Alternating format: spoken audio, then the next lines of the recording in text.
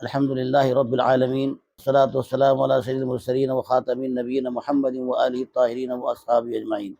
آج کا موضوع ہے یورپ کا ایک مسلم ملک کوسوو، تعارف و تجزیہ۔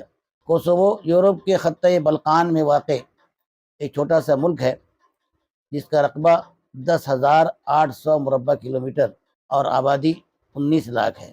کوسوو چاروں طرف سے خشکی سے گھرا ہوا ملک ہے۔ اس کے مشرق اور شمال دونوں طرف سے سربیا کا ملک گھیرے ہوئے ہے، جبکہ اس کے مغرب میں البانیا اور مونٹینیگرو کے مالک ہیں۔ اس کے جنوب میں مقدونیہ کا ملک ہے۔ کوسوو یورپ کا غریب ترین ملک ہے۔ 40% زائد افراد یہاں بے روزگار ہیں، جبکہ یہ ملک معدنی دولت سے مالا مال ہے۔ لگنائٹ، براؤن کوئلہ، سیسا، جستا، نکل، میگنیشیم، کرومیم اور المونیم جیسی قیمتی چیزوں کے ذخائر کوسوو میں پائے جاتے ہیں۔ یہاں کے اہم زرعی اشیاء میں گیہوں، مکئی اور کپاس شامل ہیں۔ یہاں مویشی پروری بھی ہوتی ہے۔ صنعتی اعتبار سے یہ نہایت پسماندہ ملک ہے۔ کارخانوں کے نہ ہونے کی وجہ سے روزگار کے مواقع بہت کم ہیں۔ معیشت کے دروازے بند ہیں۔ لوگ تنگ دستی میں زندگی گزارنے پر مجبور ہیں۔ کوسوو معیشت کا سارا انحصار اسی معدنی دولت پر ہے، اور اس کی برآمدات بھی لگنائٹ، سیسا، جستا، نکل، المونیم، کرومیم اور میگنیشیم وغیرہ معدنیات پر منحصر ہیں۔ کوسوو ایک قدیم تاریخ یونان سے وابستہ ہے۔ 900 قبل مسیح میں یہ ملک یونانی سلطنت کا حصہ بنا، اور 226 قبل مسیح میں یہاں رومیوں کا اقتدار قائم ہوا۔ 9ویں صدی عیسوی میں یہ مملکت بلغار عظمیٰ کے قبضے میں گیا۔ 1240 عیسوی میں یہ عظیم تاتاری سلطنت کا حصہ بنا۔ 1335 میں سربیائی حکمرانوں کا تسلط قائم ہوا۔ 1389 عیسوی میں ترک عثمانی فرمان روا سلطان مراد اور سربیائی حکمراں شاہ لازار کے درمیان اسی کوسوو کے مقام پر ایک فیصلہ کن جنگ ہوئی۔ اس جنگ نے پورے خطے بلقان کا نقشہ ہی بدل دیا۔ اسی جنگ کے بعد پورے جنوب مشرقی یورپ میں مسلمانوں کا اقتدار قائم ہو گیا۔ اٹلی سے لے کر یوکرین تک اور آسٹریا، یونان سے تک کے سارے علاقے مسلمانوں کے زیر نگیں آ گئے۔ اس جنگ میں ترک مسلمانوں کو فتح وین حاصل ہوئی۔ سربیائی حکمراں لازار کو گرفتار کر کے قتل کر دیا گیا، کہ سلطان مراد کو ایک سربیائی فوجی سپہ سالار میلوش نے دھوکہ دے کر شہید کر دیا۔ اس نے جب دیکھا کہ سربیائی حکمراں لازار قتل کر دیا گیا ہے، مسلم فرمان روا سلطان مراد کو قتل کرنے کا اس نے منصوبہ بنایا۔ اچانک سربیائی فوج کی طرف سے گھوڑے پر سوار ہو کر وہ مسلم فوج کی طرف تیزی سے آگے بڑھا اور سربوں سے اپنی بغاوت کا اعلان کر دیا۔ سلطان سے کچھ باتیں کرنے کی اجازت مانگی۔ سلطان کے پاس اس کو بلایا گیا۔ اس نے قدم بوسی کے وقت اچانک اٹھ کر سلطان پر خنجر سے حملہ کر دیا۔ اس اچانک کے حملے سے سلطان کی شہادت ہو گئی۔ بہرحال اس وقت سے کوسوو سلطنت عثمانیہ کا جز بنا رہا۔ 1912 عیسوی میں جب سلطنت عثمانیہ سے البانیہ نے علیحدگی اختیار کر لی تو کوسوو بھی اس میں شامل تھا، لیکن 1913 میں سربیا نے کوسوو کو البانیہ سے چھین کر پھر دوسری جنگ عظیم کے دوران 1941 عیسوی میں جرمنی نے کوسوو پر قبضہ کر لیا۔ لیکن 1945 عیسوی میں دوسری جنگ عظیم کا خاتمہ ہوا تو ایک سربیائی حکمراں مارشل ٹیٹو نے 7 ملکوں پر قبضہ کر کے اس نے ایک نیا ملک تشکیل کیا۔ اب اس نے یوگوسلاویہ رکھا۔ اس میں سربیا، کوسوو، کروشیا، سلوینیا، بوسنیا ہرزیگووینا، مقدونیہ اور مونٹینیگرو شامل تھے۔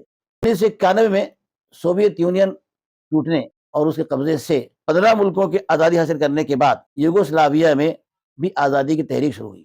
کروشیا اور سلوینیا نے سب سے پہلے آزادی حاصل کر لی۔ 1995 میں سخت مزاحمت کے بعد بوسنیا ہرزیگووینا اور مقدونیہ کو آزادی حاصل ہوئی۔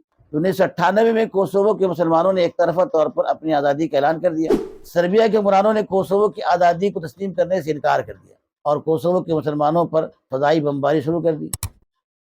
فضائی بمباری سے ہزاروں مسلمانوں کا قتل عام کیا۔ اقوام متحدہ کی سلامتی کونسل میں سربیا کے خلاف آواز اٹھائی گئی اور 1999 میں اقوام متحدہ کی امن فوج کو کوسوو میں داخل ہوئی اور سربیا کی فوج کو فضائی بمباری کرنے سے روکا۔ نیز ملک کا انتظام بھی اپنے ہاتھ میں لے لیا۔ اس طرح کوسوو سربیا کے ہاتھ سے نکل کر اقوام متحدہ کے ہاتھ میں چلا گیا۔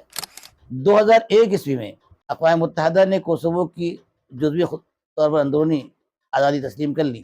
پھر کلی آزادی کے لیے اقوام متحدہ کی سلامتی کونسل میں تجویز پیش کی گئی تو روس نے اپنا ویٹو پاور استعمال کر کے اس تجویز کو پاس ہونے سے روک دیا۔ اس طرح کلی آزادی کا حصول اور اقوام متحدہ کا رکن بننا کوسوو کے لیے مشکل ہو گیا۔ اس میں سب سے بڑی رکاوٹ سربیا اور روس بنے ہوئے ہیں۔ دنیا کے 115 ممالک نے کوسوو کی آزادی تسلیم کر لی ہے۔ 2002 عیسوی میں کوسوو کے اندر اقوام متحدہ کی نگرانی میں انتخابات کروائے گئے، جن کے نتیجے میں ابراہیم رگوا صدر منتخب ہوئے۔ نومبر 2006 عیسوی میں ان کے انتقال کے بعد فاطمیر سیدیو کو صدر بنایا گیا، جو 2010 عیسوی تک صدر رہے۔ ان کے استعفیٰ دینے پر یعقوب کراسینک عبوری صدر بنے۔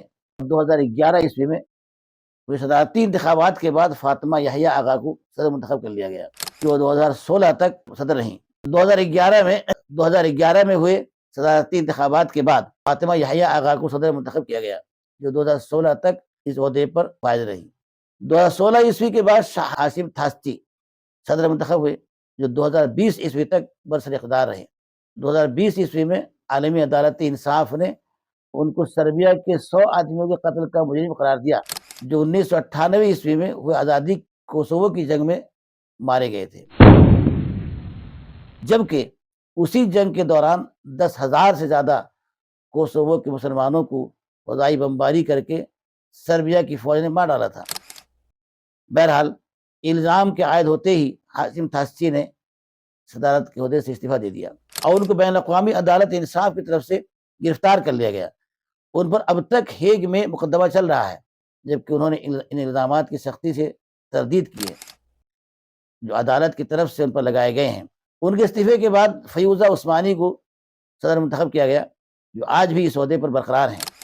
یہ کوسوو کی دوسری خاتون صدر ہیں، جبکہ البین کرتی فی الحال کوسوو کی وزیر اعظم ہیں۔ کوسوو میں البانوی نسل کے باشندوں کی تعداد 93% ہے، جبکہ 3% سربیائی، 1% ترک، 1% بوسنیائی، 1% رومانی بھی یہاں رہتے ہیں۔ ایک مسلم اکثریتی ملک ہے، یہاں کی 97% آبادی مسلمان ہے۔ یہاں 18,62,000 مسلمان آباد ہیں۔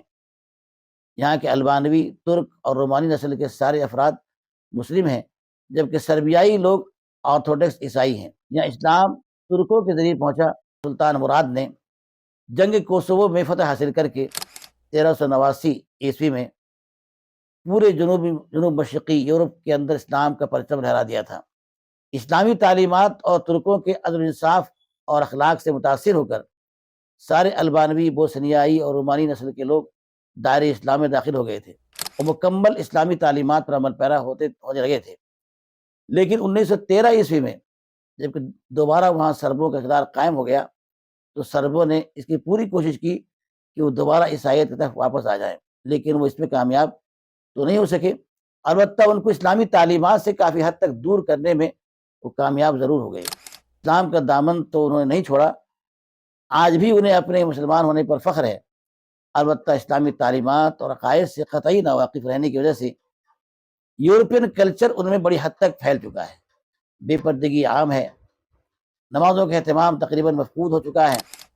البتہ رمضان آنے پر نمازوں اور روزوں کا اہتمام بڑی دھوم دھام سے ہوتا ہے۔ مرد، عورتیں، بچے سب روزہ رکھتے ہیں، نمازیں پڑھتے ہیں۔ دعوت تبلیغ کا کام کرنے والوں کو اس طرح توجہ دینے کی ضرورت ہے۔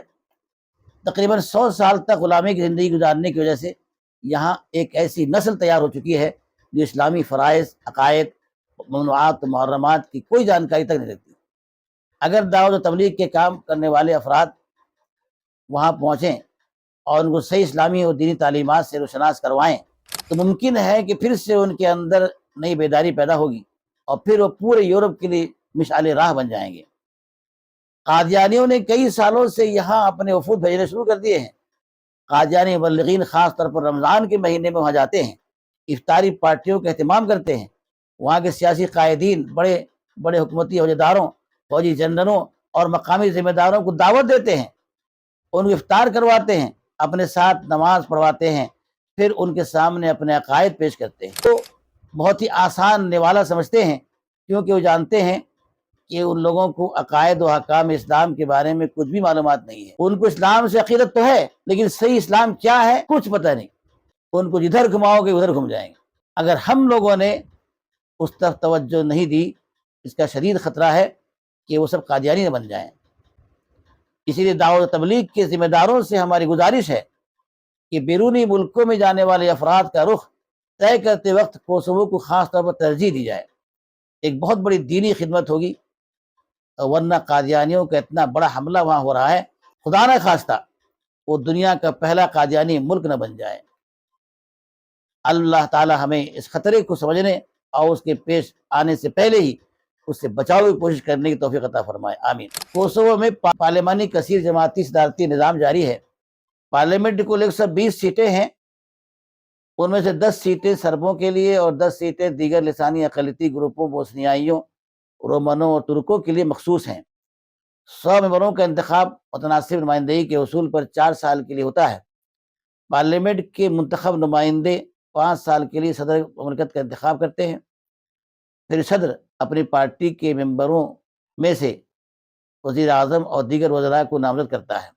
اصل اختیار صدر کے ہاتھ میں ہوتا ہے اور وزیر اعظم حکومت کا نظام چلاتا ہے۔